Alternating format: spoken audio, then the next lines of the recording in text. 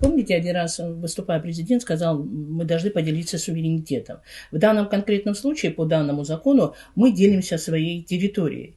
Ну, можем эту территорию потом назвать Сириус, да как угодно можем ее назвать, но это приблизительно будет, носит именно вот такой, ну, подтекст этот закон и будет нести. То есть, вы знаете, когда мы, еще когда, как в оправдании данного законопроекта, употребляется такое слово, как мультипликативный эффект. Мы его тоже, вот, я думаю, при встречах будем его как раз-таки будем доносить, что такое мультипликативный эффект, но для большинства нашего народа это ничего не значит, но это в каком-то смысле некое благо.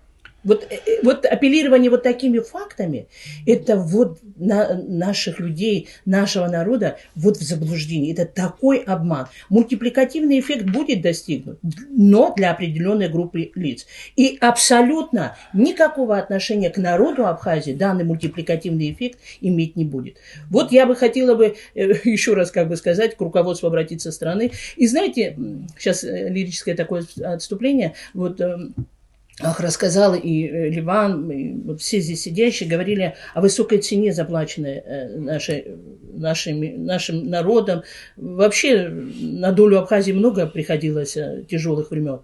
Я просто скажу, опять не понравится, но человек, который не способен был пролить каплю пота за свою страну, никогда не поймет, что мы пытаемся сохранить и что мы пытаемся защитить. Он не то что кровь, не о крови идет речь, а капли пота. Даже мысль свою не напрягал, как сделать так, чтобы абхазский народ победил в войне. Он бежал дальше, куда видел.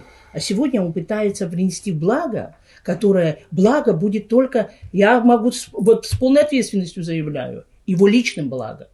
Финансово его личным, его семьи, его родных, но не для страны. Спасибо.